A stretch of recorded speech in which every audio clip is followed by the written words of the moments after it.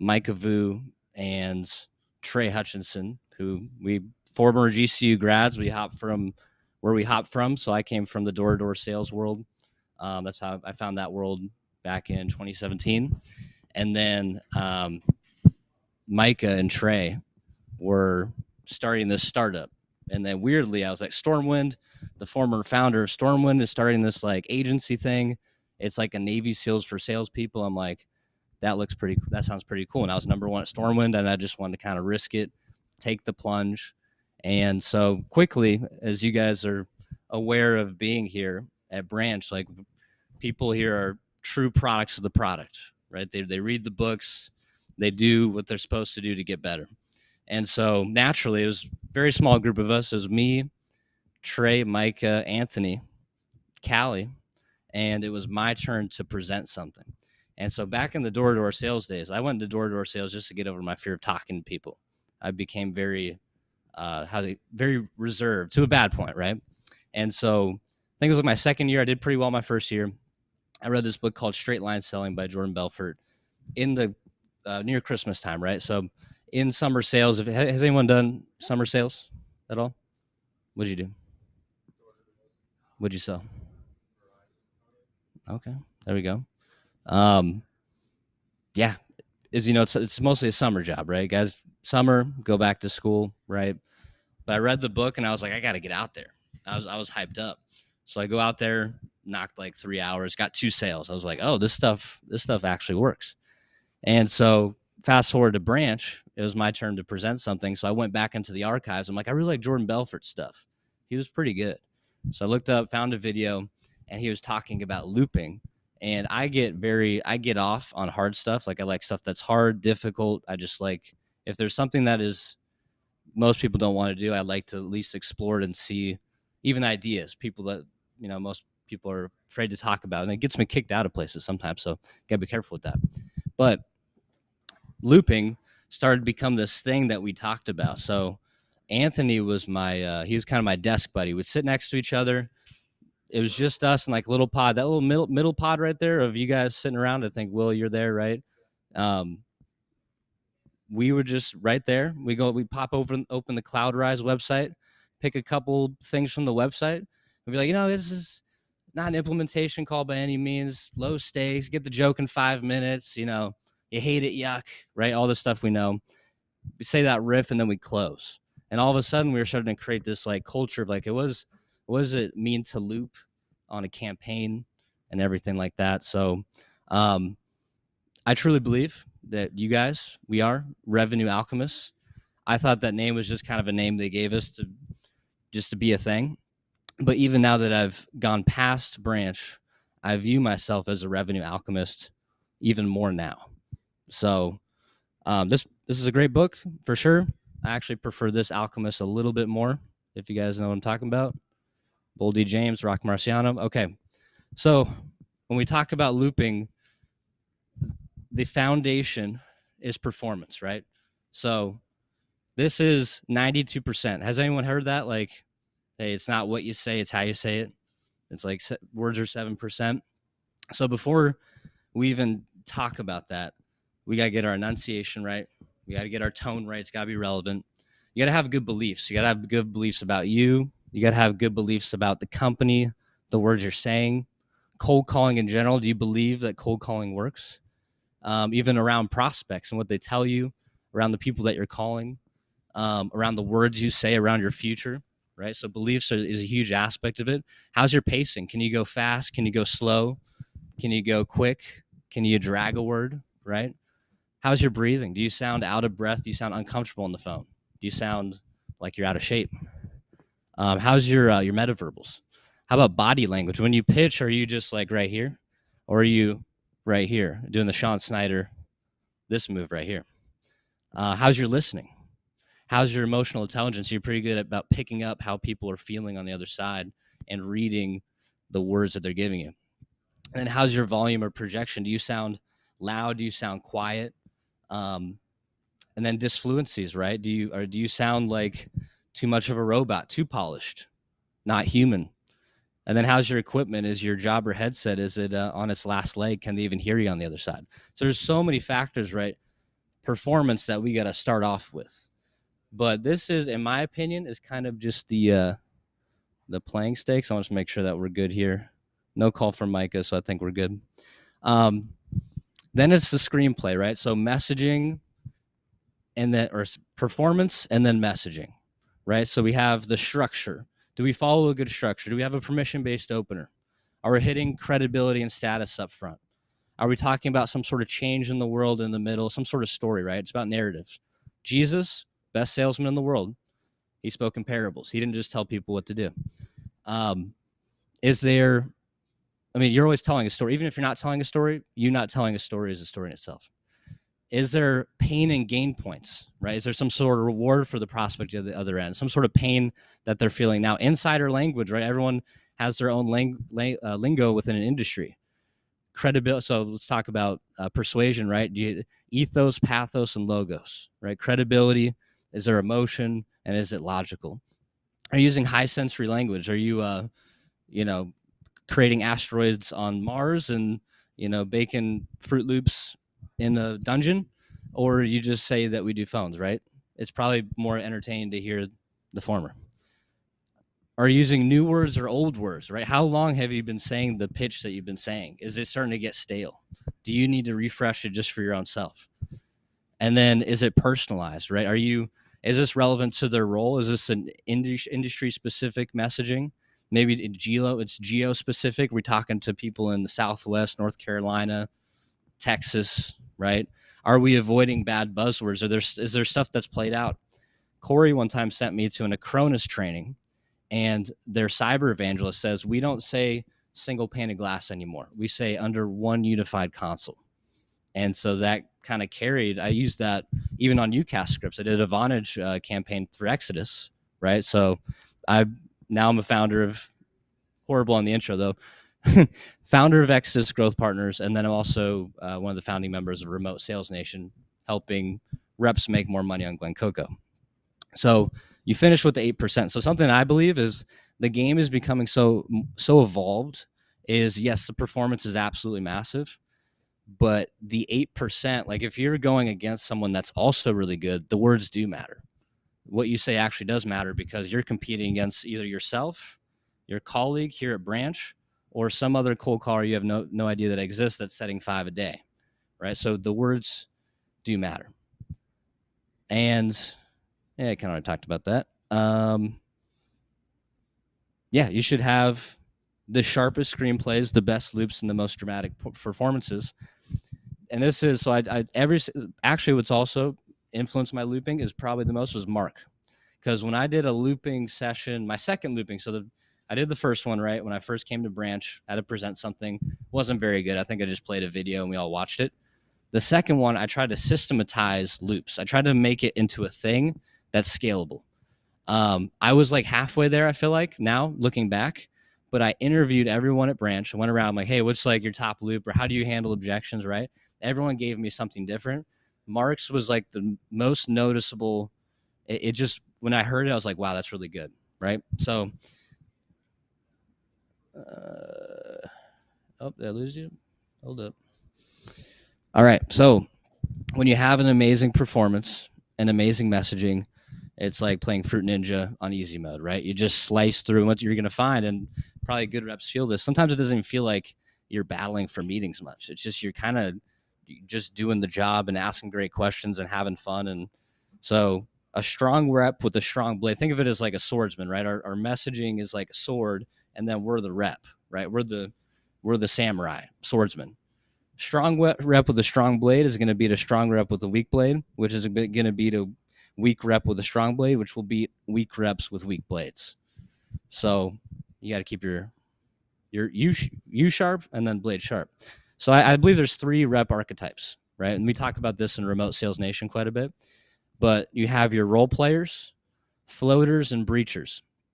Who's new here at Branch? Who's like kind of just getting their feet wet? Okay. Perfect. Now, some of you, like I know Brian I met yesterday, you're at Stormwind. There's probably times where you were a breacher, right? Where you were top rep at a certain point in time, right? When you start out, you're just a role player. You get there, say, I call one vertical, I'm just here to stick to the screenplay. I'm here to get conversations going and to find my voice. Then once you advance past that, you become a floater. So we got Patty Mills here, later stage of career. We got Jamal Crawford, 6th man of the year. Ben knows what I'm talking about. And then we got, Kyrie Irving, who's a superstar. He's changing the game, the way the game is played, right? So, and I would argue Crawford is too, but that's a separate conversation. So role player, 6-1 vertical, there to get the job done, focused on getting reps and experience, finding their voice, and they're sticking to the screenplay, all good stuff. But then you become a floater, right? Okay, I'm calling UCAS, I'm calling cyber, I'm calling some med tech company. I'm here to help the company vision. I'm here to, like, wherever Corey or Sean or Mueller needs me, I'm gonna stick in that campaign. I'm trying to maximize the system. I'm trying to get as much revenue across campaigns, and there might even be a campaign that I prefer to call. There might be like, hey, I call this campaign because it pays out 150 a show. And maybe occasionally you take a screenplay, you might write a little bit, you write a riff here and there, but you're not writing that much. And then you have your breachers. So breachers will call any vertical. Like, I don't care what comes. It could be blockchain e-agreements, which we did. Very hard. I hated it. Leading the charge on realizing the company vision, focused on making new systems for the business to scale. They're an elite trainer and screenplay writer. And then this is a deep craft to them. This is like a game. This is like an art form, and they love it. It doesn't even feel like work because they've gone in the trenches and the dungeons and created something awesome and seen it, like, come into fruition. So in my opinion, in order to be an amazing looper, you got to be an amazing breacher. And you got to be, who here has breached a campaign? Took a new campaign that people, like, not really called. They were, like, kind of scared to call. You wrote the screenplay, you managed the campaign, did the client calls, you knew the AEs. You had the AEs on speed dial. They love you. So Anthony, right? Caden, Bo for sure. Bo's doing that with the finance stuff. I know that for a fact. So amazing feeling, right? It's like you're cracking into a new frontier. You're becoming better. So breacher always looks to test the status quo. He knows his numbers. He is engrossed in sales methodologies and languages. These are language. I'll talk about this. These are like dialects of languages. Sales. This is a very abstract art form that people try to conceptualize. They spend time outside of work hours to learn about the product or service they're pitching. They seek to understand the micro and macro of what's going on. They have the stakeholders of the clients that they're calling on speed dial, right? Do you know the AE? Do you know the SDR? You know the VP of sales? Do you feel comfortable asking them questions and learning more? They're workhorses. They treat this world like a game art form. They have a high fail tolerance, right? They're okay with failing. Constantly speaking about the game with mentors, colleagues, and mentees. They take notes of every conversation they have, and they self-coach. What's cool, in my opinion, is you can do this at any level. Who is stopping, one of the newer reps from just writing a screenplay and bringing it to Sean and say, hey, what do you think of this? Write a new loop. Hey, what do you think of this? I did 3 hours of research last night. What do you think of this? So that's actually how I kind of got started with this. Was my first campaign I received to breach was Laris, right? And it was cybersecurity, and I wanted to do well with it. I didn't want to do bad. And it looked cool, but it looked daunting. So I stayed up for like 3 hours that night watching Chris Nickerson webinars. And I still have some of the riffs that I use to this day, like closing the execution gap, MITRE attack framework, right? These little things in cyber that I still put in screenplays. So, and what's cool, when you're breaching, the work never leaves you. So once you breach one campaign, you can do that across others. And now I'm at the point now where, Glenn Coco's throwing me some campaigns that are weird outside of my comfort zone that I'm actually excited about because I got the recipe, I got the formula. I've been in the dungeon before. This is a game to me. I'm in the lab and I'm just making stuff up, right? And testing things and see what works. So games evolved. The way this is, I think I heard from Corey. I don't know if you created this quote, Corey, but the way you made money yesterday is the enemy of the way you made money today. So even past breachers, right? So this is point guard lore here. We got Bob Cousy, who was dribbling like this back in the day. We don't dribble like this anymore. As much as maybe some of the old guys want this and like to call carries, no one dribbles like that anymore. Isaiah Thomas, legendary 80s point guard, right? The game's evolved. He's quick. He puts the balls through his legs, right? And then you got Allen Iverson, right? Changed the game. He's just right here. Like refs don't even know how to like call it, but you can be mad that the game's changing, or you can evolve, right? So always be looking to test and experiment and go past what you know. So in my opinion, looping is mandatory and great because it creates richer completions. So what you're going to find is when you're calling, your no's start to turn into follow-ups, juicy follow-ups. Your not me's turn into really good referrals. Your not now's is like, call me in a month and let's set a meeting. So going through and not taking their smoke screens as gospel is pretty big. So let's talk about smoke screens. So who knows what smoke? Well, you kind of have the definition here. Who knows what a smoke screen is, and then who knows what an objection is?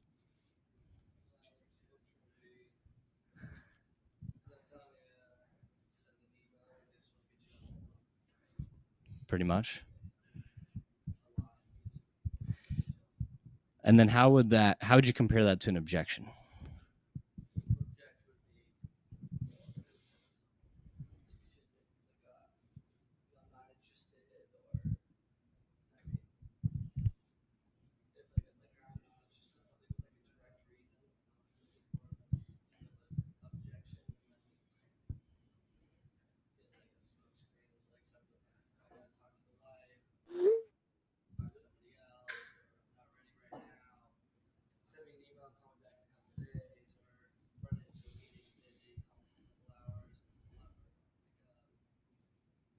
Yeah. And me personally, so I have a little bit of a different belief around this. So definition, a smokescreen in sales refers to a seemingly legitimate objection or concern raised by a potential customer that's actually used to deflect from their true reason for not wanting to buy, especially hiding the real concerns behind a facade to avoid making a decision or committing to a purchase, in our world, a meeting. So imagine, I personally believe, just with market dominance, that there's not many objections ever, because most people we're talking to should be checking out companies at all times. And then also now there's some where it's like, okay, 1-to-1 UCAS 3 years out, not much we can do there.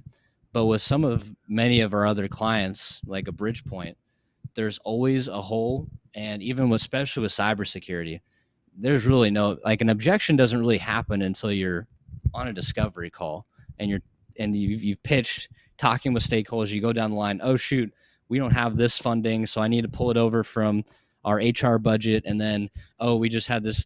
It's usually not happening very much on the cold call. You should take very little of what a prospect says seriously, not in like a condescending way, but it's just the nature of the game and what we're catching people. So I always try to let people picture, like, imagine you had your roughest week ever, family's not doing well, maybe you did horrible at work, you just want to like chill, you go to the grocery store, you want to eat some ice cream, you want to do, have Netflix, and you wore pajama pants to the grocery store. We probably all had one of those days in life. Like, I'm just rolling in, just want to get my thing, go out, and then at the back of it, at least I have it at my grocery store, AT&T phone salesman. And even myself, sometimes I'm like, oh, I don't really want to talk to this guy, right? And it has nothing. They could have the best pitch, breakthrough, whatever. I got automated responses that I can't even control coming up in my brain. So your prospects have, like, because life is so hard. Life is very hard, and there's so much stuff going on all the time that our brain creates automated scripts to just get to the next thing. Not because they don't think you're right or they think your stuff's good. It's because they just don't believe it's a higher priority than what the thing they're dealing with. And so they run the automated scripts almost just to see if you'll get off the phone, and then they go on because it's worked before. So you're creating your screenplays, they're creating their mental screenplays that usually they have no control over, that's worked on 99%. And so you have the thoughtfulness to push through that, and you care enough about their job and their line of work, as Corey used to say, I'm here to care about, and Darby too, here to care about your business and your finances when you don't, right? We're the same thing to the people that we cold call, and we should take that stance. So, oh, I think I lost it. Okay. So we know the typical smoke screens, like we're all set, we're good, I'm not interested, I don't have time, I think you already called us. Is this a sales call? No, you have 10 seconds, right? I'm not the best person for this. This could mean a lot of different things, right? I need to do research. Could be he had some company before that was a fly by night that he got gypped on, or he actually does like to do a little bit of research, or, I think you already called us. Probably not. You just got called by another cold caller, and then I'm calling you. Then you're associating all cold callers with me. We're all set could mean anything. That could mean I'm busy. That could mean I actually have a company, or I'm mad right now because my boss has me doing some crazy project, right? So none of this is real. It's all fake. And you're facing this 90% of the time, just a bunch of fake stuff. And so what you not want to do, obviously have empathy, right? These are people, right? So have empathy, tactical empathy. Don't let smoke screens affect your emotions. I'd refrain from using too many why questions. Why can come off very harsh, so you have to be very careful on the tonality there. Don't do yes or no questions. So like, oh, is this a good time, or are you looking at security? Anything where it could lead to a dead end, I would avoid any sort of yes or no questions for the most part. Rebuttaling too quick. So one thing that Stormwind kind of noticed about me that worked was I take my time at the end of the call and I pause, and like I'm in my sweet spot. I'm Tom Brady in the pocket. No one's like, this is my floor. You came into my office. Don't go too fast. And they're going to feel that on the other end. They're going to feel that space for them to chase you. Talking over the prospect. Funny thing about a phone is it's a monophonic sound. So only one sound can go through each way. So if you ever talk to someone and it's like you're cutting off each other, it's literally a monophonic radio sound. So be careful about, just using any sort of noises when they're speaking. When they're speaking, it's gold too. Ignoring your body language, right? So I like when I'm on the phone, I'm really like, I'm dumb. Like I just use I'm like this, and I'm like all over the place, but that helps me get the sounds that I want to get. Don't ignore your setting. Do you have a nice setting? Are you in a space where you feel comfortable and confident? You gotta make sure you listen. Don't overly use active listening noises for the monophonic sound part on the phone. You'll hear it if you coach a call. You don't have to sell the product, right? We're selling the value of the meeting, but sometimes you can sell the product. We'll talk about that later. Taking what the prospect says at face value. Don't use interrogating tonalities. So when you're using, and we'll talk about this in a second, when we're starting to be curious, it's an innocent curiosity. So you don't want to be curious in a monotone voice. It creeps people out. Being too serious, never using humor. The one that Mark gave me yesterday was hilarious. Like, it's a hilarious loop. So use humor in your loops, and then let a lacking of product knowledge stop your success. Even though that will get you to the next realm, you should absolutely do it. It's a journey. And then don't wait for their validation. So tactical empathy, you gotta see it from their eyes. So right when they give you some sort of smoke screen, you gotta address it. You gotta say like, hey, feel you. Yeah, totally. Yeah, understand. Very true. Yeah, for sure. Yeah, no, totally get it. I see. You want to let them know that you like are on the same length as them. And I try to mirror their tonality exactly. Try to get like on the same, just like I am one with them when I respond back with tactical empathy. Right. And then so we'll talk about two looping styles. I'm going to kind of go over the conversational loop first, more of the classic, but then you hit him with an open-ended and clarifying question, or Jeremy Minor, if you like Jeremy Minor, he calls them probing questions. So open-ended question is a question that requires a more detailed response than a simple yes or no answer. Open-ended questions are designed to encourage respondents to share their thoughts and feelings in their own words. Clarifying question asks to make a statement, idea, or request clearer and to prevent confusion. So we're getting smoke screens. We're getting smoke. It doesn't make sense. So we have to clear up the fog of vagueness, define the real objection if it exists, make the prospects qualify themselves, gather ammo, gain trust, learn about the prospect's world, and then establish the relationship, right? Because you're doing this, you're automatically earning trust in their eyes because you're not just shoving a meeting down their throat. And the best loopers will forget a meeting exists and actually love the back and forth with the prospect. I now crave and like just going back and forth with the prospect because I know the right ones that are going to wait for me to kind of ask my questions and then ask for the meeting. So, and I'll lose, if I lose someone, I mean, look, all these prospects that get called all the time, I'll call them in 30 days and I'm pitching them again, right? If I was, that one was close, call back in 30, 45 days, seemed like just a bad day. I'm going to repitch him, maybe hit him from this angle this time, follow up, boom, he's in my bucket. And I know he picks up the phone. So some open-ended and clarifying questions. These are just a few. So ChatGPT him, find way more, but how come? We know that. Sandler. Oh, can you tell me more? Can you expand on that? So you can, the same tonality that you use to ask, you mind if I grab 27 seconds? You use for open-ended questions. So that, can Timmy come out to play? That's what you use here. And so I'll usually like grab my head, like, what does that look like? What does that look like? What does that look like? And so when you mention, IT partner, I guess, can you give me a background on that? Right. And I'll even kind of just like stand. Okay. So, can you give me an example? So that with that genuine childlike curiosity, like it's innocent, you're not going, so how do you mean? Like that's a little intense, right? So how do you mean? Right there. And then they're going to start to reveal their world. Now, when they reveal their world, putting all together, it'll look something like this, like, we're all set. That's fine. And by all set, you mean, and he's like, well, we're focused on a couple projects for the rest of the year. And then you're hitting with tactical empathy again. So every single time they hit you with something, you're rewarding them with tactical empathy. You're giving them something like, I just heard what you said. Now I'm going to the next thing. And also Jeb Blount, he calls them ledge statements, right? It also gives you time to think of what to say. So yes, you're giving them empathy. You're also buying time for yourself. Same slide. So now let's get into like the looping part. So looping is a sales technique where you acknowledge a prospect's objection, then backtrack, represent your case to build their confidence and move them down the sales process.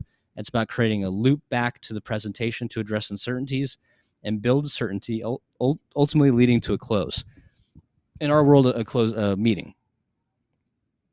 So I believe there's two foundational loop structures. You have a conversational loop and then a solo loop. So a conversational loop relies on communication from a prospect and the SDR to re-ask for the meeting. The SDR will use open-ended questions, clarifying questions, and then qualifying questions to understand the prospect's world and determine if it makes sense to schedule a meeting with that prospect. A solo loop is executed solely by the SDR, relies on zero communication from the prospect to re-ask for the meeting. This loop works really well as a second loop right after the conversational loop is fully executed, although a solo loop can work effectively as the first loop as well. So like Micah Vu on the call here is really good at solo looping. I've heard Anthony's got some crazy solo loops from back in the day where they just kind of go on a riff and then they ask for the meeting, right? And they've rehearsed it. It's confident. Both can work. So putting it all together, in my view, a four-step conversational loop, tactical empathy, open-ended and / clarifying / probing questions, right? To push through the vague and the vagueness and to figure out and start to understand like what they're really getting at. Then you ask a qualifying question or foundational question. I used to call them qualifying questions. I'm now starting to call them foundational questions because if you look up how many qualifying questions are there just for cloud security, you can find 100. So it was kind of confusing our guys. And then reframe and re-ask for the meeting. So for some of the RSN crew that are here, this is review. There should be some new stuff for you. This is the new thing. So when we're talking to a prospect, we're talking to the ideal customer profile, right? That's like the ICP. This is the person that typically is a decision maker or maybe on a decision maker committee, or they're an influencer. But let's talk about ideal. A lot of the prospects we talk to are not that ideal. They're not acting in their ideal state. So I'll give you a little story. I'm now a founder. I try to learn more. I try to invest in myself. I try to pick up new knowledge, tips, tricks, right? So there's this marketer guy who actually used to live here in Scottsdale named Nicholas Verge, who had really cool stuff. I liked his Twitter. I was bookmarking all his stuff. I heart it, and I saw him. He was building this like creator community called 4C, and I was like, this looks cool.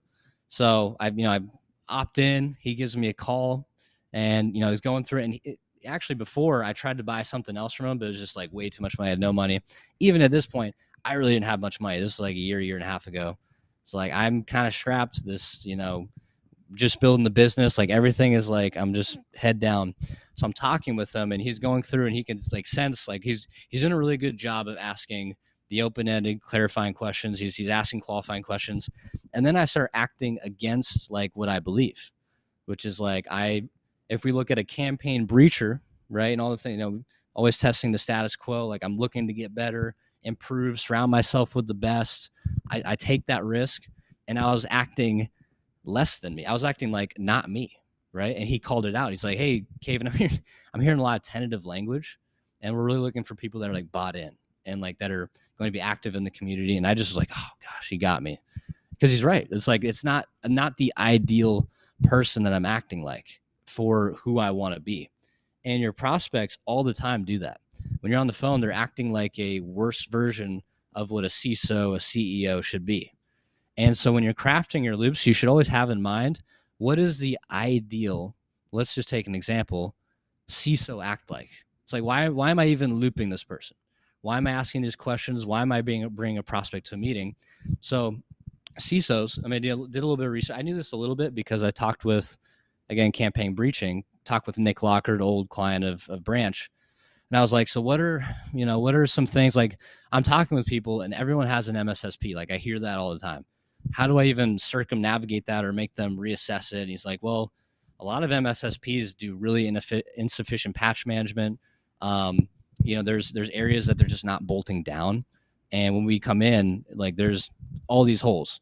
So, and then I kind of learned, he taught me, is like, you should always, as a security leader, you should always be testing your assumptions.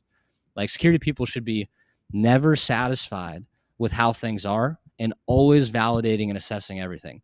I'm going to hold that against them in my looping process. I'm going to hold them to the highest standard of what a CISO should be. So a CISO should be investing a large amount of money into their self-development. I think you could put this across any job profile. Everyone should be, right? They should have mentors and taking in new information. They should be constantly testing their assumptions. How are they regularly evaluating tools for overlap, bloat, and efficiency? They should be checking integrations between their security tools. They should be rotating advisory services. So this is like when you look at, let's take security, because I do a lot of cyber stuff. You might have your XDR, your SOC, 24/7 monitoring. That's on like a 3-year contract. But pen test shops, right? Ethical hackers all have different tips, tricks, methodologies. So if you only stick with one, you're only seeing one. What if one other company is evolving quicker? They're actually at the forefront. So you're at the mercy of the last company you pen tested to for your cybersecurity posture. No bueno. So when I loop now, I assume I'm making the assumption that, and I'm holding this CISO IT director to the level of like, hey, are you rotating your pen testing vendors? Are you rotating for advisory? Are you just sticking with your one company for risk management? And so now when I craft those, I'm like, hey, as you probably know, it's always best to rotate vendors for pen testing. So we're having these chats. Like I'm planting the seed in their mind, like, hey, remember your job and what your job entails. And I believe you can do that across campaigns. I just took a campaign, Sandbox AQ ChemSim, invested Google, NVIDIA, probably going to start it here pretty soon, right? Battery R&D. So I'm talking to R&D people in the battery space. They always have to be testing. The testing cycles are super long and expensive. They're always looking to have the testing process be cheaper, get batteries out safer, cheaper, greener, right? If that's the moral high ground, Oren Klaff, pitch anything, moral authority frame, this is like one big moral authority frame, right? The ideal customer profile. So now, before, when I was making this looping process, the thing I was getting stuck on, I'm like, there's so many qualifying questions you can ask they can get lost. If you chat GPT it for any industry, it's ridiculous, right? You ask you hit them with empathy, hit the open-ended question. Dang, there's so many questions you can ask now to have them talk about stuff, but which ones are actually relevant that are going to drive pain and kind of get to that part of their brain where they're ready to kind of like make a decision. So, and also you got to understand the client, right? When you're crafting these loops, what does the client want, right? So obviously there's like, what is the ideal ICP, but also does the client, is they looking for something certain, right? And that can help you with crafting those questions. So in sales, qualifying questions are questions used to determine if a potential customer is a good fit for a product or service by assessing their needs, budget, decision-making authority, and timeline, essentially helping to identify whether they're likely to make a purchase and should be pursued further. So why do we ask these? To have the prospect tell us what they care about in relation to our product and service, determine if it's worth our client's time to talk to this prospect and to qualify them. BANT, obviously, you can, I mean, how many times if someone said no, you just go straight to the BANT questions, all of a sudden you have a good conversation. Or that happens all the time. To have the prospect feel like it's their idea to take the meeting, to create trust and rapport with the prospect, to be perceived as an expert, to gather ammo and intelligence. I know if there's certain questions I ask, like this, I had one where he's using SentinelOne. I was like, are you having SentinelOne manage that, or are you using another company for that? And because I asked that question, he was curious if we do it. And most reps I know don't know if SentinelOne can manage it or the tool or not.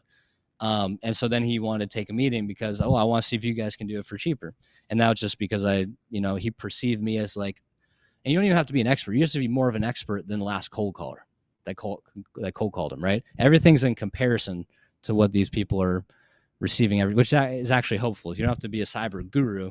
You just have to be better than the next guy or whatever industry that you're calling it to. So qualification toolkit, obviously I put ChatGPT really big because it's a cheat code, but company website, forums, white papers, data sheets, webinars, YouTube videos, LinkedIn, blogs, a lot of places that you can pull from to, learn qualifying questions. So I did this for one of our campaigns that's on the Glen Coco platform called Zen GRC. They're a governance, risk, and compliance platform. So I'm cold calling for the company Zen GRC, and I need help coming up with qualifying questions. I want more qualifying questions to make the prospects reveal their challenges, needs, wants, and motivations. I want these questions to be extremely thought-provoking and be geared towards the ICP. Here's the ICP. I gave them, all the people that we're reaching out to. And so I just picked the best questions, right? The ones that I feel like are the best. And that kind of lead me to, because a lot of our reps are like, I'm just asking random questions. I don't know why I'm asking them. So I kind of came up with foundational. So I think especially if you start out, like try to find your industry's foundational questions that are going to either drive a meeting now or drive a meeting later, right? So outside of what your provider is doing now, what else is on your wish list, right? What are some of the areas you're looking to bolt down, say, even if it's not this year or the next year? How are you validating against your current security company at the moment? As you know, it's important to rotate vendors for advisory and consulting, vulnerability assessments. When do you do that next? Or how do you do that? What time of the year do you reevaluate your security program? What's your process around testing your assumptions right now? When do you restart your procurement process? In the spirit of constant improvement, what is the one area of focus you're trying to improve in at the moment? When would it make sense to get time in the calendar to get a second pair of eyes on your security posture, even if it's not now? What new security strategies are piquing your interest at the moment? So even, let's go back to completions. Yes, everyone wants meetings, but as vets, as we've kind of, I sometimes I'm not trying to force people into meetings. I'm trying to create really good sets. So sometimes I'm like, okay, it's not now, but I know in a month, I know everyone's got a little bit different beliefs. I follow Connor St. Louis's 4-star follow-ups. So I have the 1 stars, which is like quick hang. 2 stars, bad time, didn't tell me to call back. 3 star is bad time, call back. 4 star is call back, set a meeting. And I can jerry rig the questions to make 4-star follow-ups almost every time. And then sometimes, like yesterday, I got a meeting. I saw it was a 3-star. I'm like, I'm going to pretend it's a 4-star. And I'm just going to ask for the meeting right away. And he gave it to me. And then I qualified it. It's a qualified meeting. So the art of the possible, right? Anything is possible. Mr. Unlimited, our friends Kevin Garnett and Russell Wilson Really good meme. If you guys haven't seen Russell Wilson, he's a funny guy. So good artist copy, great artist steal. So I stole all this stuff from everyone. I stole from Mark yesterday. Right. We got,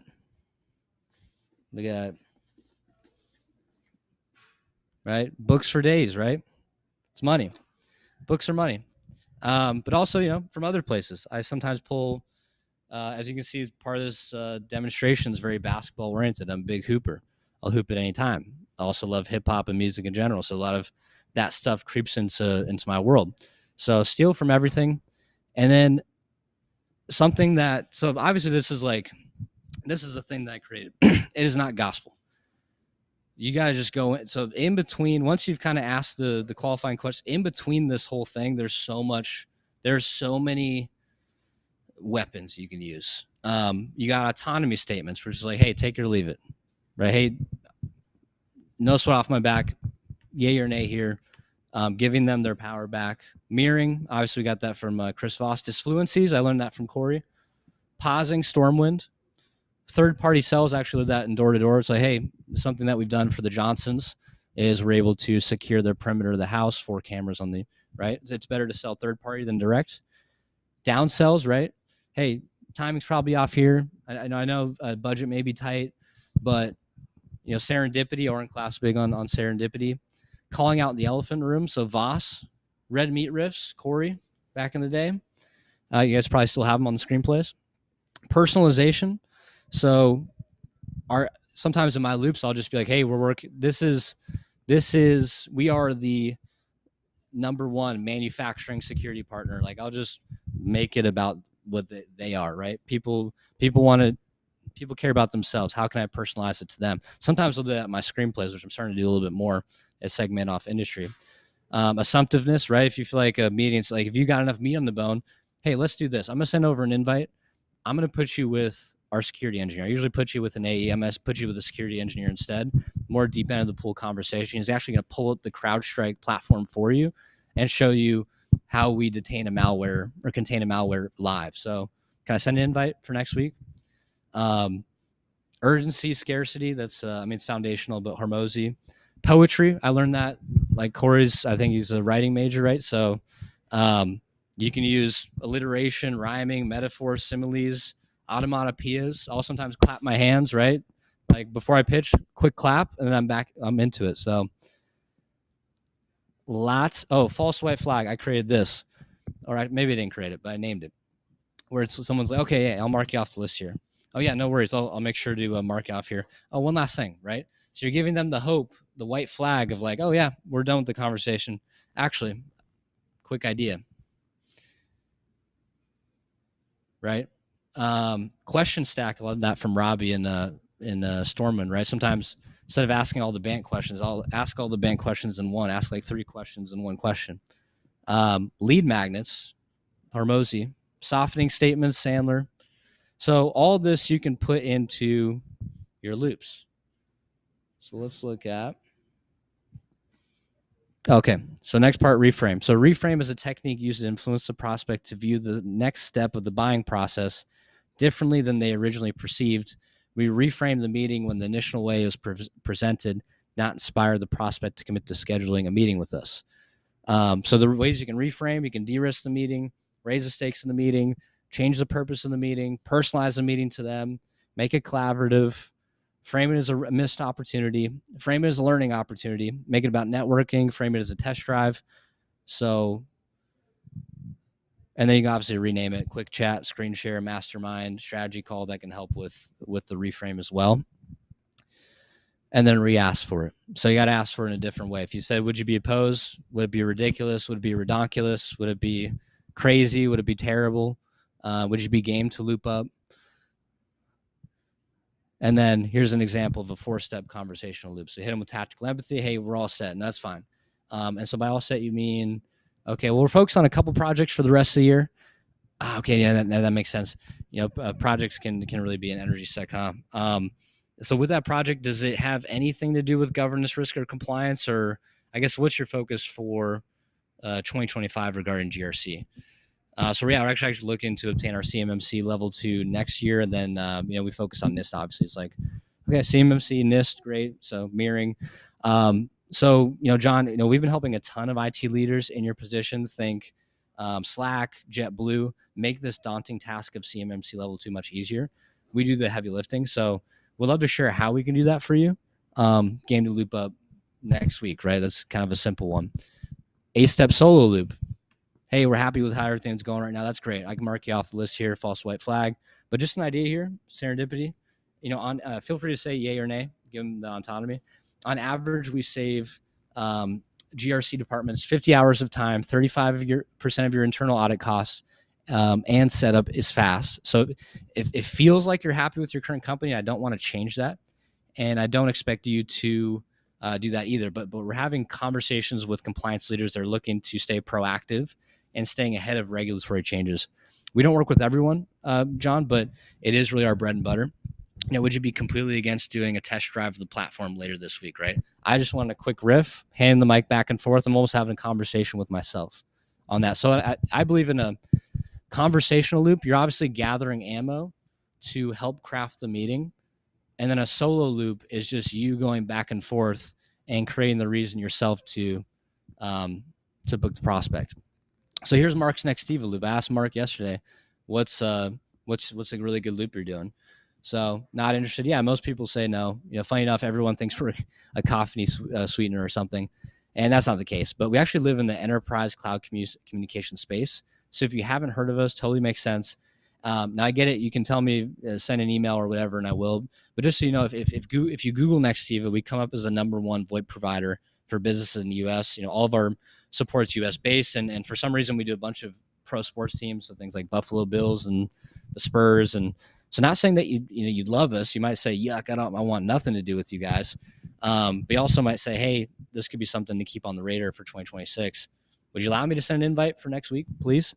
Right. So I'm boosting credibility in that reframe, and asking for the meeting again.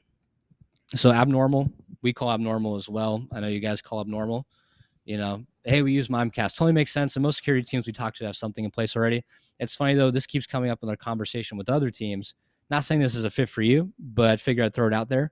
A lot of teams we speak with already have an SEG, but they're realizing that threats like BC, invoice fraud, and insider threats are always caught, especially since SCGs are built for known threats, not behavioral anomalies. So, for example, we just helped with Hulu. Thought their SCG had them covered, but still saw executive impersonation attacks slipping through. So, we hold these quick strategy calls, just explore if there's anything slipping through the cracks that's not on your radar yet, whether that's advanced threat detection, automation, or just reducing manual triage work. Would you be open to a quick chat sometime next week? That'll definitely work. And then I know you guys work a lot with consultants, right? So Bridgepoint, they can sell everything. You guys should be extending that call as far as you possibly can, because they can sell AI glasses. They can sell anything. That's good. Yeah, we have whatever covered. Oh, that's good. Mind if I take my sales hat off here, John? Sure. Okay. So defensive networks, and they're one we work with, they can handle anything in IT and security. So any initiative, project, want, need, challenge, or sticking point. So with that being said, what comes top of mind for you for 2025, 2026? They're going to say whatever they say. Got it. So not saying we're like the silver bullet or the missing piece here for that initiative, but I can get you in touch with one of my directors who specifically helps with data center. So at least can share ideas. Would you allow me to send an invite for next week, right? So just keep, especially if you work with, you can technically extend even your other clients and then set them for the other ones, right? So there's no limit to this game. We have a consultant, got it. I'll mark you off the list here. And just thinking out loud here, and feel free to take it or leave it. We can help in anything related to IT and security. So really our superpower comes from breaking bottlenecks. We helped DuPont and their zero trust journey, Hulu with voice, TikTok with data center, #1 consultant in the US right now. And so we hold these quick strategy calls to see if there's anything that's top of mind that might be outside the scope of what your current partners are helping with, or just to augment what they're already doing. Would you be against meeting sometime next week?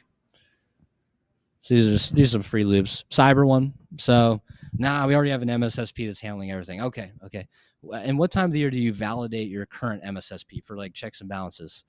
At the end of the year? And odds are they may not even do it. They might just be saying that just to kind of push you away. Nice. Okay. No, as you well know as well as us, more authority. I'm pitching to their highest ICP here. As you know as well as us, validating vendors and is something we're seeing from some of the best minds in the space is not an event but an ongoing process. In the spirit of always improving, I wanted to set you up with a live demonstration from one of our engineers so you can see the threats that we're uncovering that most attack surface discoveries are missing. We're even able to quantify that in real business impact. Would you be game to meet with the team next week? Right. So I'm assuming as if I'm letting them know, like, nicely and politely. I'm not saying, well, it's good to validate vendors. Like, as you know, as you're probably aware, as you've probably seen, if you've been saying at the conferences, validating vendors is something you should be doing. It never stops. So how about we set that up and you create a world that they can step into that's interesting. So get to know the client. On that discovery call or the second call, are they actually breaking open a platform? Are they actually going through their processes? Like, some of this is campaign specific. So like one of the campaigns on Glen Coco, Defensive Networks, their CTO breaks open CrowdStrike. He'll break open platforms and they audit and test the best of breed and tools. So I can confidently hit that reframe. I can make the meeting about that, and I know it's true. And you can even I even challenge now the clients that I bring on. I almost challenge them, like, what are you doing in the meeting that's valuable? And they're like, oh shoot, it's like, well, right. So then they're having to think in their mind of like, okay, why would anyone take a meeting with me, and what do I have to offer? And some of our clients right now, they offer like almost like a free vulnerability test, which is super valuable. Because if I ask for the meeting, like, hey, something we don't do, it's actually worth like $2,000 to $4,000 to us. We'll actually do an attack surface discovery on our dime, and we're uncovering a ton of vulnerabilities that people are missing. So would love to share that with you. Are you opposed to meeting sometime next week to do that? UCAS could be, I mean, who knows? Like maybe with Nate, right? He breaks open Go to Connect. He does workflows like, hey, I know you're using UCAS. What we're seeing, there's probably like a 20% just inefficiency rate. I don't know what the term is. Inefficiency rate with how calls are being routed and workflows from all aspects of company communication. We actually show you how to close that gap and have 100%, whatever that is, which would be game to loop up. I know he breaks open Go to Connect. I don't do as much UCAS, so you guys know more about that than me. But a little looping checklist. Is this loop relevant to the client's ideal customer profile? Do I believe this loop with 100% certainty? Do I have this looping structure written out? Are these loops based in sound sales psychology? Do I have this loop memorized? Have I gotten this loop checked by someone better than me? How do I gauge the performance of this loops? How many times am I looping and re-asking for the meetings? You have your stats improved, or you're having better conversations? Does it feel like Fruit Ninja where you're kind of just, wow, this is easy. I'm playing on easy mode right now. Are you getting more data back from the market than ever before? Something I truly believe. Yes, we set meetings, and something that we sell to our clients is like, hey, this is also market research, and the conversations themselves are rich. And when you love the conversation, looping becomes fun. So if you're overwhelmed, your bag's just not deep enough, and I don't feel like mine's deep enough either. I feel like I've barely cracked the surface on this. I feel like there's so much more, and it can be so much cleaner. But I'm just an explorer that just likes to break stuff and try stuff and have fun. So I'm curious. I like to learn from you guys. I just learn loops from Mark, learn from Anthony, learn from all you guys. So share your loops. And so I believe that there's 5 levels to master. You read, you take in information, you write it down, you craft new things, you test it, and then you teach. And then you just repeat that over and over again, and you're going to become pretty good. And so my challenge to you is take a campaign. You might be on it. Maybe you're not on it. Learn it from the ground up. Immerse yourself in the ICP, the pain points, the solution, everything. Immerse yourself into it. Write a screenplay. Even if you're not like a campaign manager, just try it out, and then give it to someone like a Anthony, someone like a Sean, someone that's been doing it for a while, and see where you're at. and then just keep repeating that because you're gonna become legit. And now, like when I love writing screenplays, I get off on it. Like I'll give you a story.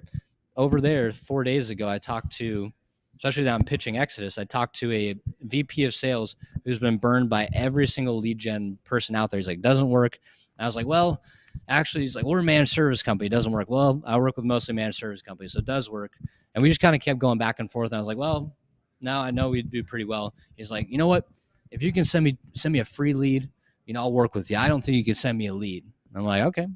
So on stream, because I live stream my cold calls from Remote Sales Nation, I was like, I'm not going to cold call. I'm just going to write a screenplay real quick. Took me about an hour. I made it specific to automotive and the pain points that they're experiencing. They have, with automotive, there's a lot of devices and IoT and just like device sprawl, and also regulations. And hopped on 3 conversations, booked 2, and then we have a call today, and I'm probably make him a client. So it works. Call, document it. And then also something that we do with our team, whenever you're on a new campaign, write down every conversation. I actually like keeping it in a Google spreadsheet. So we have this and if you guys want, I can send it. But we basically record every conversation and we'll share it with the clients. Like, hey, this is objection we're running into, especially if it's something outside of our wheelhouse a little bit. And then we craft the loops to those objections, right? So if you're getting certain objections, there's different level. I mean, obviously there's like email, the simple ones, and the ones that are like basic where you can just be like, well, it's a live email. It's like more of like, hey, what do you want to send an email on? Well, actually I can get you in touch. There's also the ones that are like actually really tough objections that are specific to like what the thing is that you have to craft. And I think that is it. I believe. And we're done.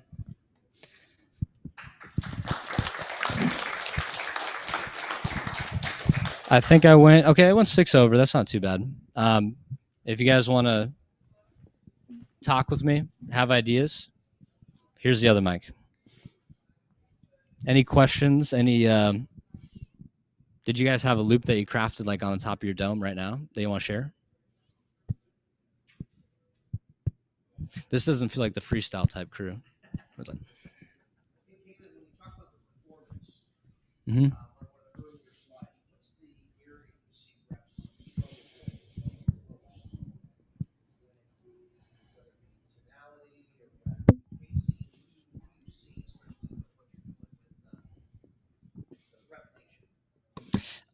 So Corey asked, what's an area of the performance that we're seeing that reps struggle with the most? I would say personally, it's body movement. I just like whenever someone's actually like this, like whenever I talk to a rep and I'm like, they're like, it's just not, maybe they're working from home. Like a lot of our reps work from home, and like I'll be talking to my reps, like I just feel out of it. I'm like, okay, did you stand up? Did you go maybe dial outside? Like sometimes I'll just, if like I work from home, like I'll dial outside, or I'll just mix it up. I mean, I'm streaming a lot now when I cold call, but I literally am like, hey, this is Cavin over at Exodus. I know I'm catching out of the blue here, but mind if I grab 30 seconds? I'll tell you why I called, and then you can tell me if this is on your radar or not. And it's a little corny, like I'm like this all the time, but the sounds get out that I want to get out, and then the game's fun. And if you're doing the job like this all the time, like to me that's not fun. Like it should be theatrical. And then there's it's a psychologist on a Broadway play, so you got to be theatrical, but you also got to try to push past discomfort and ask the questions to the sick patient that's not being their true ICP. Get them to realize, like, no, this is good for you. You should take this meeting. Absolutely. When do you feel it might be appropriate to stop moving? Like, is there too many moves, or do you feel like you could essentially just brute force your moves to, or is there a point where you're like, you know what, the objection is valid enough that I should probably back away, take it? There's definitely that moment. I think you can extend that if you focus on your internal state, though. So if you're focused on when you in your tactical empathy, if you're like mirroring them, and your open-ended questions are with an innocence, it means innocence. You're no guilt when you're asking questions. You're trying to figure out what they're saying because they're giving you vagueness. Oh, what do you mean by all set? That's a legitimate, like, if you give me something like all set, I don't know what to do with that, right? There's nothing I can do with that. And then you're actually asking questions. Don't think about sometimes forget about the meeting. Forget the meeting exists. You'll get meetings. Meetings will happen. Now there's some campaigns that are easier where it's like, I'm going to get the meetings because it's a meeting heavy campaign. But one day, and I encourage you, if you have the chance to do something really hard, a hard campaign, do it. Your commission will fall a little bit. It won't be as fun. It won't be like crushing, stomping beer cans, but it'll make you better. And with those, like, sometimes it's not about the meeting, and it's just about the conversation and the completion. And odds are those notes that I take from that call are going to be so good, and it's going to help my pipeline, right? You don't want to just always ask for the meeting all the time when you can tell that you're not supposed to. If all it took was a little bit of patience, because have you ever gone your follow-ups and you're like, dang, I don't really have any follow-ups anymore, shoot, I gotta go back into the list. I like having a big follow-up bucket that I can like look at the notes and be like, oh dang, I can spin this conversation in a way now because I had a good one, right? And you're focused on really good conversations, the meetings happen. Like, you're gonna have great meetings, and you're gonna learn a lot because you're learning from the people you're talking with instead of thinking about meeting. But it's a shift. And there's there's times where, shoot, if I'm like in competitive mode, sometimes I'm just thinking meeting, and that helps. But yeah, take really good notes. That's huge that's what I would say. But usually keeping my internal state really calm, I can extend things really far because I know if I'm calm, the other side's going to be calm. Like, oh, this guy isn't like weird. He's just talking with me. He's just a guy. He's just good at his job and he's curious. And then, if I can tell, hey, I got to go. No worries. Yeah, I'll catch you later. Awesome. Boom. Amazing follow-up. 4-star. And I'm excited to call that once I get in my follow-up buckets. You talked about conversational loops and solo loops. In your experience, when you call and train your reps, do you always train people with the conversational loop first and then you segment into the solo loop? Or do you sometimes switch those up? You start with the solo loop and then you end with the conversation? I think personally, this is a tough one. I haven't even fully cracked this, I feel like. But with more complex sales, like cyber's complex. There's a lot of, you have endpoint security, cloud security, network security, the testing and assessments. Now you got AI stuff. Like, it's AI agent security now that's coming out. It gets wild. So personally, like, I kind of like to ask questions in the cyber process around how they're procuring, and because some companies are working with 4 different MSSPs for different things. Some working with one MSSP. Some people have all their own tools and have an MSSP managing them. Some of them have all their own tools and then they manage them. Like, that's like 4 completely different. It's not like UCAS where it's like, I got one. It's like, no, this is a whole different world. So I like questions with that. I personally like to dig in and like learn and figure out what people are saying. But then there's ones that are simple where it's like, I know what this is. I have enough information to know that I can loop now, and I'm willing to just like go on a quick guitar solo and then ask for the meeting. That's probably what I'd say around that. But there's also certain, like, with what you're doing for the finance stuff, I know we were talking about it. It might be best to go on solo loops because you're not trying to get in the weeds on stuff you don't know about. You're really just trying to get the meeting, because the finance world, and you can't really talk about, there's certain things you can't even talk about with finance. So it's probably just best, like, get the meeting, get out. Versus cyber, there's just so many different, yeah, every environment's different. It's so, yeah, it's interesting. No matter what, the end of the day, the more conversation you make it, the better that And I argue that even in the solo loop, you can make it conversational by how authentic you are. It's like, hey, just an idea here. I'll throw this out at you. Feel free to take it or leave it. But we've been helping a ton of, like, I'm having a conversation. It's very conversational. It's not like I'm just, it's just me though, and I asked for it. Okay, let's do this in a quick lightning round with everybody. I'm going to ask 2 questions that you're going to get to Cavin. Okay? Or 2 comments. First comment is, what is something you're going to use today that you either didn't know or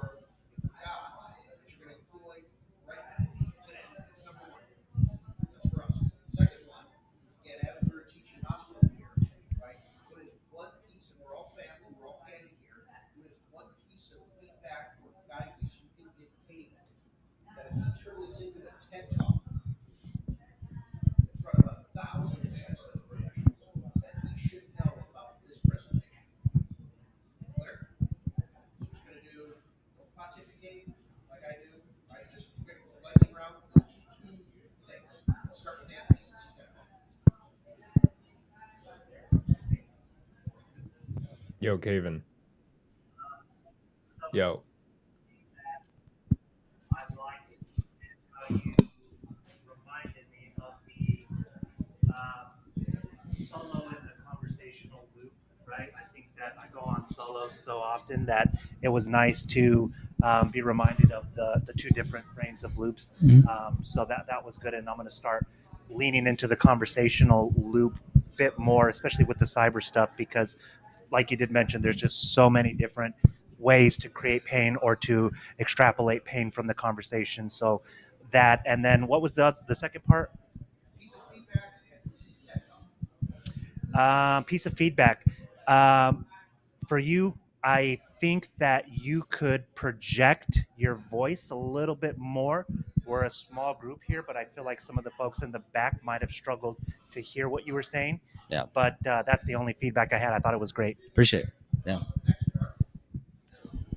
Okay, hi. Today I feel as though I'm going to do maybe a little screenplay update. I think it's time to maybe make a few changes in that. Maybe not necessarily because I'm missing meetings, but I think it would help me maybe. As far as feedback, I think that, as we all know, outbound calling is 1,000 little things.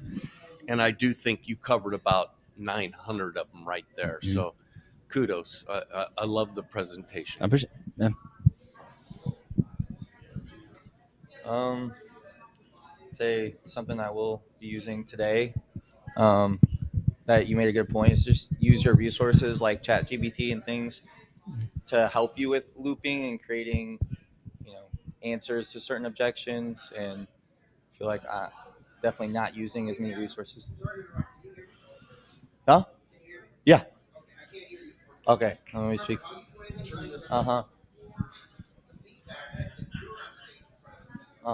Okay. I think using my resources more, like ChatGPT, AI, and things to help get a handle on certain objections and looping to certain, depending on what field I'm in, more specific questions I can ask to help make it more conversational. I think that I will be using today. And the only feedback I have is I think what you had to say was great and very educational. And but if it were something like a TED Talk, I know you're kind of behind your computer and on camera and doing that thing, but maybe just you use a lot of movement in your calls, right? So maybe use a little more when you're out there to project yourself to the audience. So it makes a little more intimate, I guess. There we go. Good stuff. Appreciate it. Yeah, I think one thing that I'm going to use today is be more conversational. I feel like the campaigns I'm in, I need to be conversational. I need to learn.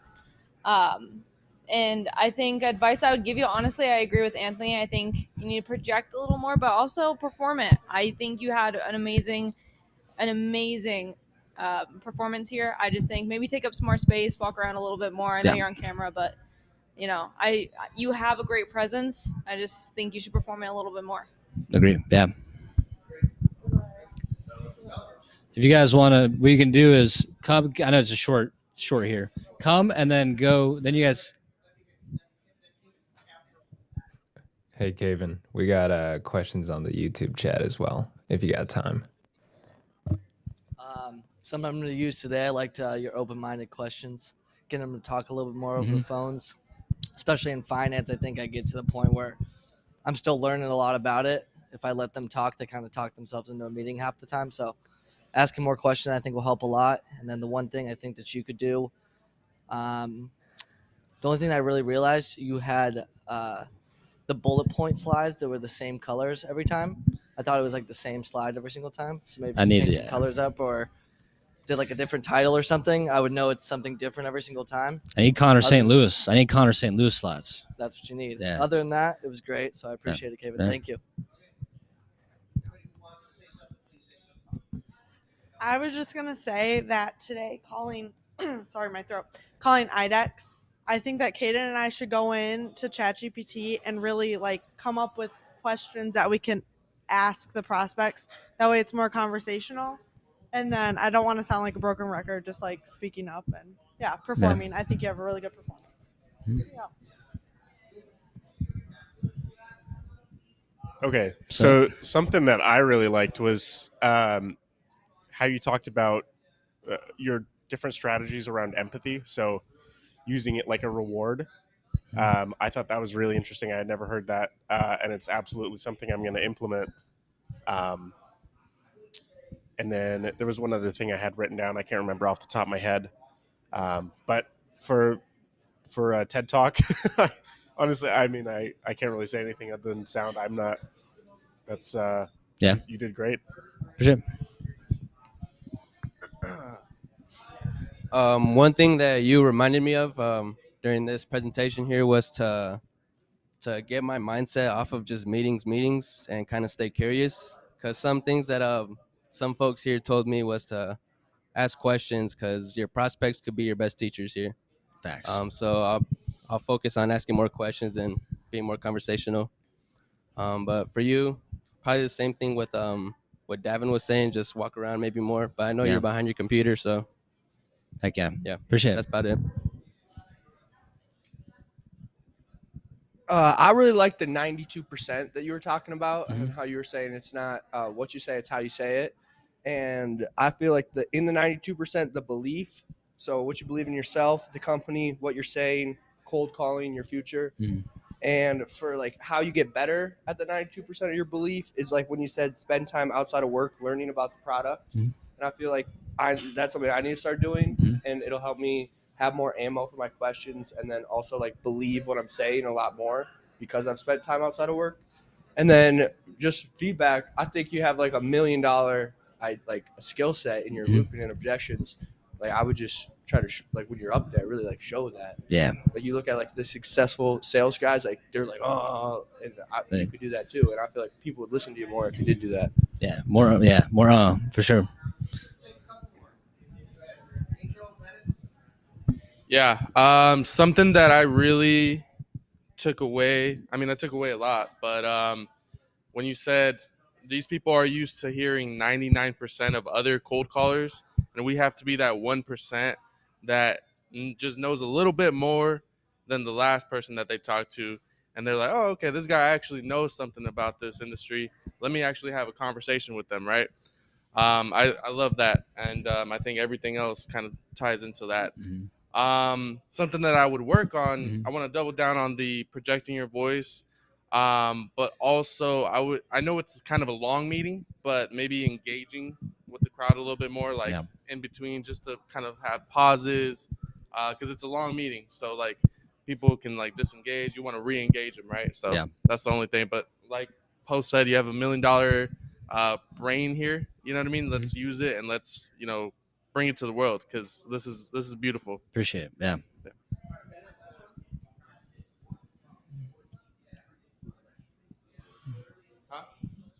It's for the people. Do they call you Benny the Butcher yet? Not yet. No? Okay, this is a new nickname, Benny the Butcher. Benny the Butcher. What I really liked was kind of using the ICP to kind of think of like the expectations almost for the prospect, and then being able to kind of frame the conversations around that. Like asking a question kind of like, hey, when's the last time you evaluated, like some new tech or got to see, this or that. Like I kind of like that perspective of framing the conversations around like where they're at. And then in terms of, I mean, the only thing that I would say in terms of like a TED Talk is just that I think it's super good to like have a lot of like personal references, like showing your own personality. Me personally, like I don't really like know basketball, so it's like sometimes it can be like a little difficult to understand. But I think just a little bit honing it in, just so like it's a little bit more accessible. But besides that, I mean, like I think it's super good to show that kind of personal flair. Okay. But yeah. Appreciate it. Sounds good.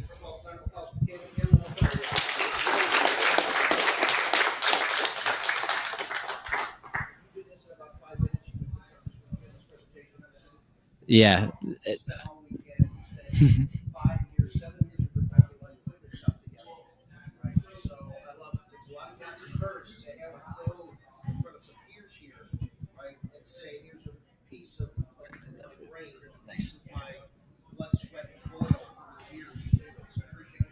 Mm-hmm.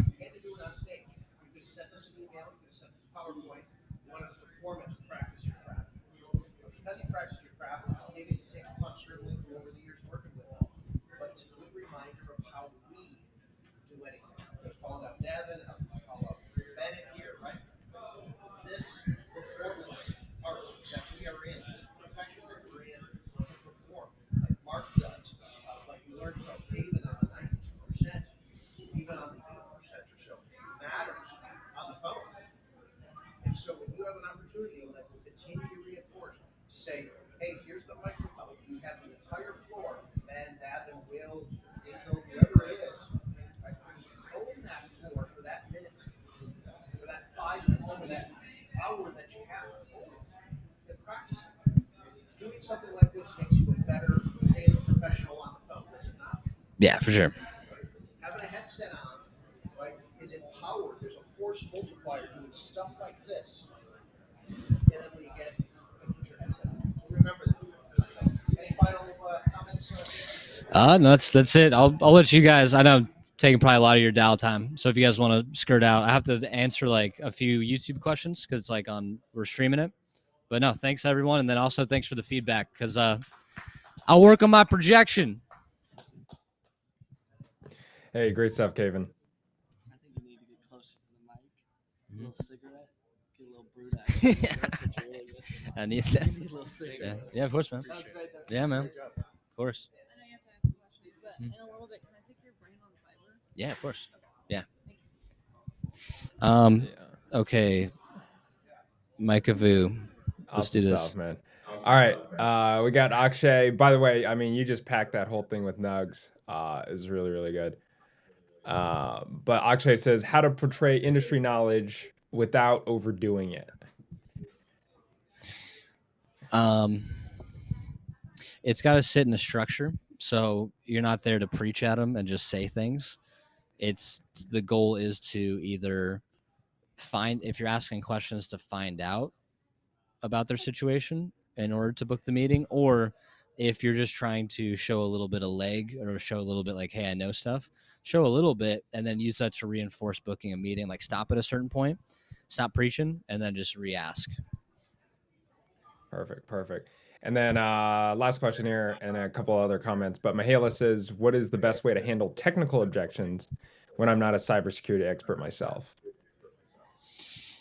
You can defer to the next meeting, but obviously the foundational questions will help with just because you're not really talking about like things that are above your pay grade. It's just about procurement. It's around it's like basic level positioning of a company in relation to the prospect you're calling.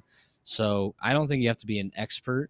Now, so if you get technical objections, be like, hey, that'd be a great, that's why we have the call with my engineer. I don't know that question. I'm a little bit new here. You can do broken wing where it's like, hey, I'm a 5-day analyst. I'm just I'm drinking from the fire hose here. Or you can be like, you can stand your ground and just say, hey, we've seen cold calls and ambush calls like this are not the best to go really in depth on the technicalities. So that's why I don't want to schedule you a meeting with. I would just be honest. Like, yeah, it's not something, they don't pay me enough to know that. I'm learning a lot, but I just don't know that myself personally. But from what I know, you can even just shift it. You can do the politics route. You can be like Donald Trump, Joe Biden, George Bush, where it's like, that's a great question. There's a lot of things that we can do with that. I'll say this, right? And then you just talk about something else. You just redirect into something you're confident about. And if you do it confidently, you might get away with it. Or you can just, you're like, hey, I'll write this down. Great question. and then I'll pass it to my AE, and then he'll talk about in the next call. We make sure that we cover that. And is there anything else you wanted covered or need answered? Right. And you just maybe have them give you a couple more questions that they had, because that might not be all the technical objections that they have. Might be more. And that's also a thing too. It's like, okay, technical, is it a technical question or objection? Is it like they actually have like they're not sure about something, or they're trying to say that they can't do something? But understanding the foundational questions and the ideal customer profile and how they interact with vendors will help you to loop in a proper way where you'll understand, like, okay, is this like a buying question or some sort of like question for them to raise some confidence to get the meeting, or are they just literally just giving an objection because they feel like it's not a fit? And those are two different things. And understanding just a light elementary understanding of how someone procures partners or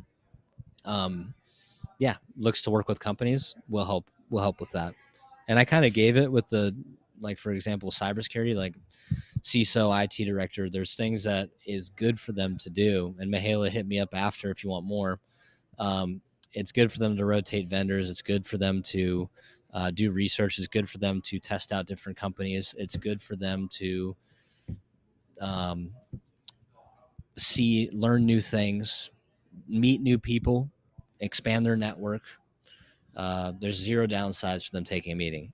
And I even feel that myself. I'm not CISO, but when I take a meeting as Exodus and it's maybe like a sales related tool, or it's, some sort of vendor, I learn something, and that means something. Or I meet someone, and then what if I run into that person at a conference, and what if that person knows another person? So that's you can have that belief of that meeting. They may not have, that meeting might be the knowledge that they need to make something adjustment internally that's nothing to do with picking the company, right? And it's all mental. So that those little things that I'm telling you help the mental to obviously create systems to win, but also just to stay in the pocket for as long as you need to. Perfect. That's perfect. All right, Cavin, we'll appreciate the time here. A couple of final comments. Scribe Joseph says, let's build. Amir says, let's get it. Akshay says, appreciate Cavin. Thanks for the sauce. And on LinkedIn, Mark Hirschberg says, best in the business. Great job. Mihaela just commented as well. Thanks, Cavin. Awesome work. So thank you for all the nugs you dropped here. And I know, in the spirit of improvement, you've done this, a dozen times, and you probably got another 80 more performances until it's like super refined and you'll actually be on the, TED stage there. So really good stuff. And for everyone watching, if you want more workshops like this, we have dozens of these in the RSN sales training community. So head over there, and we're actually going to be heading over there right now to do some live cold calling to see a lot of these concepts in action. So we'll wrap it up here. Cavin is engaged, but we will end the webinar. All right. Take care, everybody. See you. Bye.